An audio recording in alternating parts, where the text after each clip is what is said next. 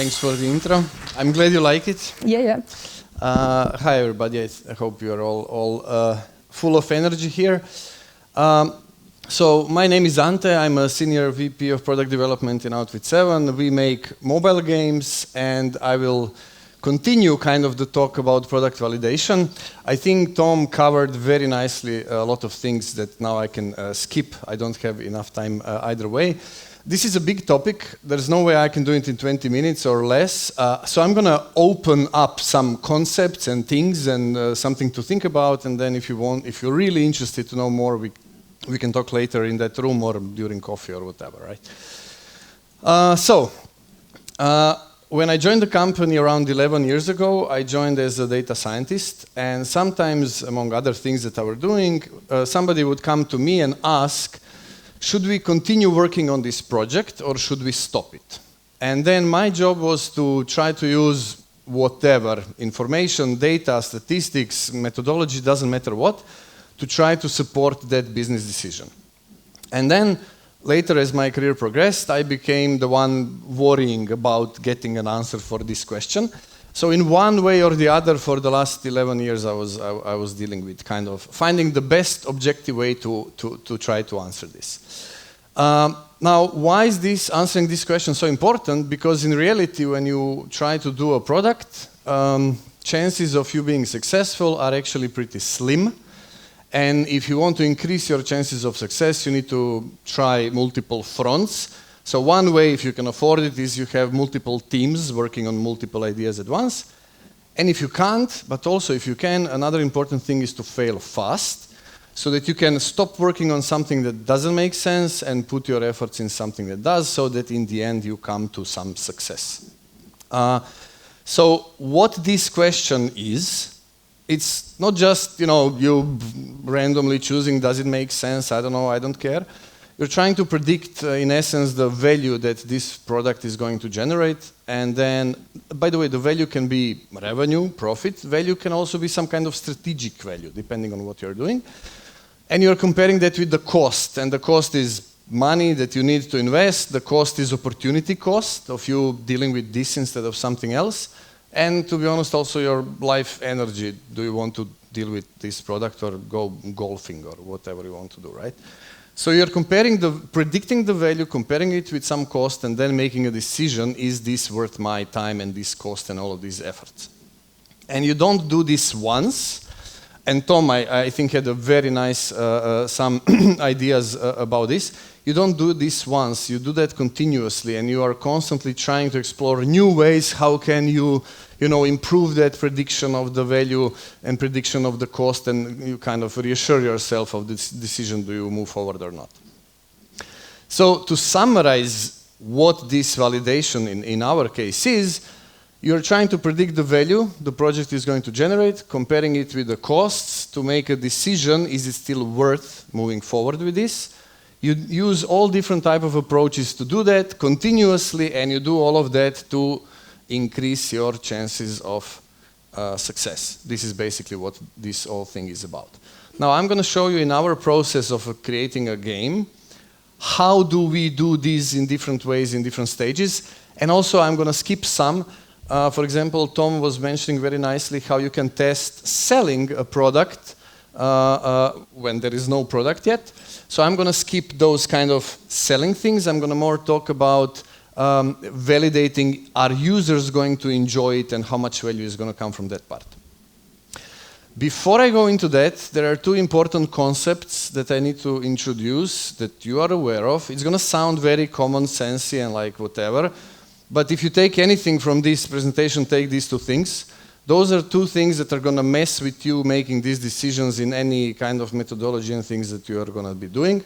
And first important concept is, you are human. And they mentioned it actually before. As human, while you are a lovely human, you make a lot of mistakes when making decisions and conclusions. Why? Because, like Tom also said, you fall in love with ideas you're working on, especially if they are your ideas, then you're super in love. And then when there is something telling you that your idea is not the best, you're going to become defensive. You're going to come up with all excuses to yourself and the others why that is wrong. why the data is wrong, why their opinion is irrelevant. And this is going to be messing with you. So remember that you're human, and I'm going to show you in examples of these things as we go, how that can play tricks on you. And the second is something I like to call paper gloves. So this is a builder stage. So obviously all of you have experience with building things with your hands, right? You've all been building walls with heavy stones. And you know from that experience that when you hit your fingers, when you're carrying heavy stones around, it hurts, you can draw blood. And then what you do, you put protective gloves on. And then what happens, okay, if I bump my fingers, it's not going to hurt that much. But what happens, you start bumping your fingers much more often. Because you feel protected, you have this feeling of security and protection, and that makes you less careful and more careless, and you do less, you don't wear your, first aid kit with you because you have gloves, and all of that is good, because if you hurt your fingers, it's not going to be that bad. The problem is if those gloves are fake and made out of paper. And what happens when you deal with data a lot is that you're going to see some great big numbers, and you're going to be, oh my God, we have something amazing here. And all of your feeling of, risk management is going to go down a little bit. You're going to feel very protected and safe, and everything's going to be great. And you can become kind of more reckless. So I'm also going to show you on examples what do I mean by this. But remember that you're human, and remember that if there is a false feeling of safety, it's worse than not having gloves. Or sometimes it's worse than not seeing any data at all to make you more objective, kind of. Okay, so in our case, in the beginning we have an idea, it's very rough, and then we elaborate that idea into something that we call a product pitch. We are not pitching it to anyone, we just needed the name, so there you go. Then we create a prototype, we go into production, we create some minimal viable product, first version of the product, and release it in a soft launch, limited launch, however different people call it. Then we go to global launch, and in the end we go to updates where we continuously improve this game while it makes sense. So, in the beginning you have an idea, it's very rough, you have no users, you have no data. So can you do any validation? Can you do anything to predict this value? Well, while you don't have data for what you are doing, there are similar companies out there working on different things. There are different companies working on similar things. And this is what you can check, and this is the market research, right? So you can do some market research. The problem with market research is that if you get really low numbers from market research, your humanity is going to kick in. And you're going to say, well, if you want to be successful, you need to do something better than others. Of course, their numbers are, not best, but we are here to do something much better, so, I'll leave them. So that's going to be your human excuse to low numbers of market research. If the numbers of market research are huge, you're going to be like, cool, ship it, let's search for investment. But there is a survival bias. You're looking at numbers from 10 companies that succeeded, and you don't know how many thousands of companies tried to do something and failed miserably. So this is what I mean by you need to be aware that if you get good numbers here, you're still not safe. So I'm saying if you get bad numbers, doesn't mean anything, good numbers doesn't mean anything. Should you do market research? You should, but you should absolutely be really honest with yourself with what you are seeing and what it will or will not mean. And in the end, it's your responsibility, and you cannot blame the market research for tricking you in the end, right? So if you decide to move on, we do the product pitch. This is a more elaborated idea in much more details. Why is this important? Because until now, you have been getting feedback from your family, friends, and loved ones, and they are super biased. Of course, their little kid recently in diapers is now a brilliant businessman, whatever he thinks of or she is like the best idea ever, except for maybe that annoying friend that thinks your idea is going to fail, and statistically speaking, he might be closer to the truth. So what you want is to show this idea that you have more elaborated one to top experts from different fields in your industry. And this is what we do. So we do expert panel, we call it. The point is you want proper feedback from people to who care about you enough to give it, but not that much that they are biased that everything you touch is gold, right? And you're going to show them your idea, and it's going to really suck as an experience because you're going to hear everything that's wrong with it, everything you forgot, how it's boring, not visionary, and all of that. It's going to hurt, and all your humanity is going to kick in, and you're going to become defensive. And you're going to say, well, of course they don't understand it. If they would, it would be their ideas. It's mine, you know. And to be honest, you didn't have enough time to explain all brilliance of your vision to them. So, it's understandable they don't get it. All of this, you're not going to hear any of that feedback, and you should. So this is how being human is going to play with you. Paper gloves, this is important. I think this is a necessary requirement for you to know that you have something okay, but it's not enough. So it's far, if there is excitement in that feedback, you're still far from being safe. So you still need to be very careful with moving forward. Okay. If you survive that meeting and your idea does too, what we do next, maybe let me tell you a few more things here. When we started doing it, it was awful. And it took our team quite some time, over a year, to be able to tone down their humanity and get the best out of this meeting. But now, last year, we killed 50 ideas on this stage, and before we would go into production, spend money, and then see that that didn't make sense. So it's super valuable for us, but you really need to figure out how to do it properly. Prototype. The point of a prototype, and prototypes are many kinds. You can do a paper prototype. We do sometimes paper prototype. It's a game just cut out from paper. I can give you one if you enjoy it. And some type of prototype, whatever you can, and then you can start doing user test. User test is when you actually give this prototype to users, to potential similar target audience, and you observe how they interact with it.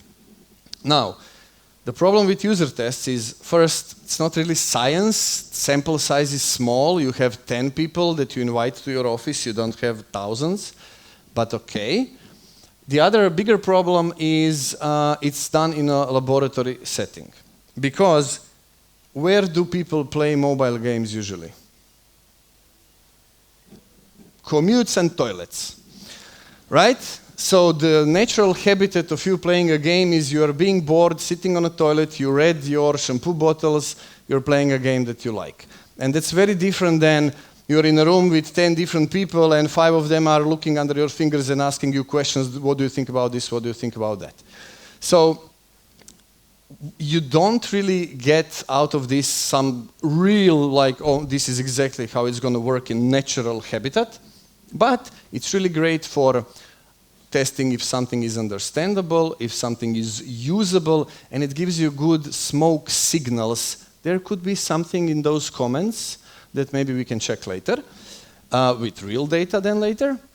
And also, you could adjust some of the prediction for the value your project is going to generate, because you could notice that it's probably going to be, for example, more niche than what you thought.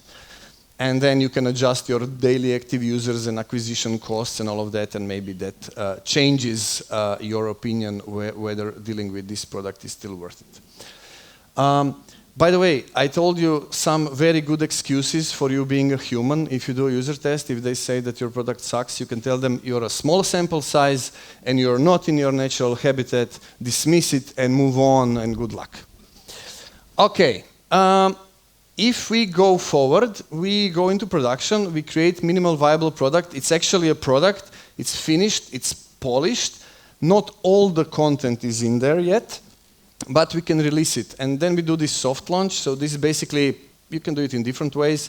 We select a couple of countries that nicely represent the whole world, and then release this first version of the game in those countries. And here you start getting actual data from natural habitat of people on toilets. And here is where actually you start seeing how it actually performs, right? Now, there are two problems. First, I already gave you one excuse for your humanity, and this is something that every mobile game company does the same thing as them, is the same thing. You do a soft launch, numbers are not great. The first answer is, well, there is not yet all the content, of course, we know. It's a soft launch, right? When we do the whole game, it's going to be awesome. So why are you doing a soft launch then, ready with this excuse, you know? Everybody is going to tell you this is exactly the first thing that they think about, and when you ask them what is the minimal amount of content that should be in there so that you cannot have this excuse, nobody knows. Nobody knows. I don't know, still, after years of dealing with this. So you need to be careful.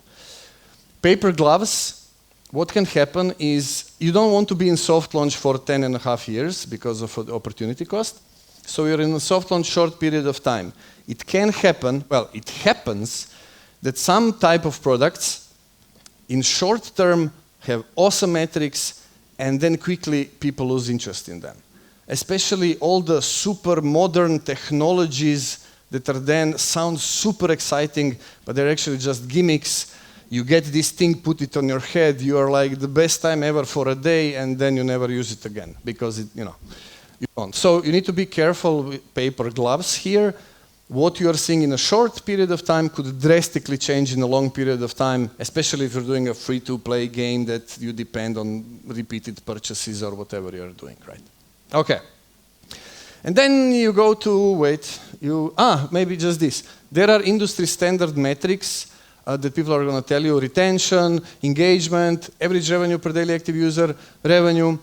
We use them, but through this time we learned that we actually should look at all of this. We call it a KPI tree. This is a simplified version of all different metrics, how they impact each other and whatever.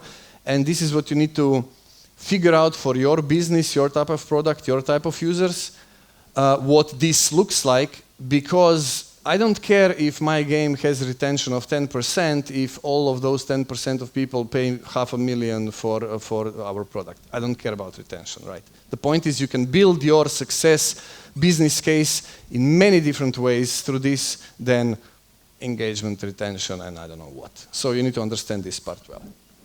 And another problem with data is you don't know how to look at data.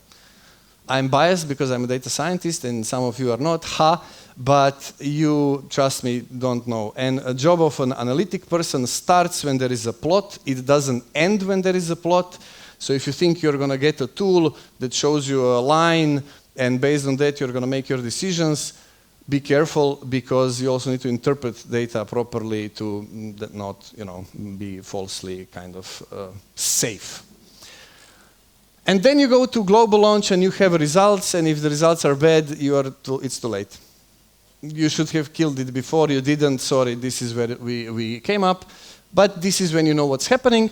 And then you go to updates, and in updates we continuously repeat the game while it makes sense, which means that actually we are not just looking at data, we are repeating this whole process for every little update, every little type of improvement, every little type of strategy that is going to be for this product and so on.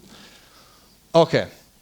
And then when it doesn't make, what happens in updates, that you continuously improve your product, but people don't care anymore. We also added a new color, nobody cares. We also did it, nobody cares. So this is when you figure out, okay, we need to stop with this. Okay.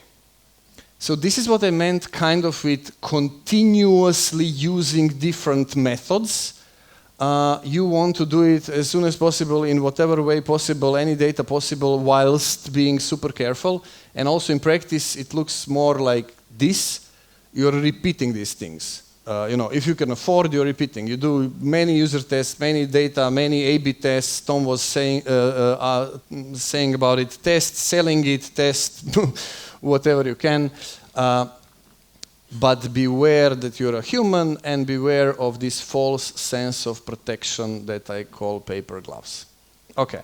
And then, by the way, in these things, there's a lot of methodologies, science, math, different things that, we have, for example, for user tests, we have a department that does user tests that have been involving this expertise for years now. So there's a lot of things happening here, a lot of expertise, and then there is another very important metric, which is the temperature in the room, or how does it feel.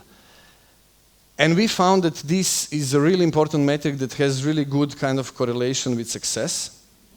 So not you in a room with your grandma and you telling her about your idea, but you in that room with top experts, measure the temperature in the room. If there is excitement there, that's a very good sign. If the comments there are like, well, this makes logical sense as a product that could be liked, in our experience, probably not going to work, right? So super important metric that proved to us after all those mathematics. And another part of this field is we say that we want to create memorable experiences that look, play, and feel good for our users. But also, we believe that when you are working on something, you need to feel good about that. You need to be excited about that. Be careful of being human, that it's not, a lie.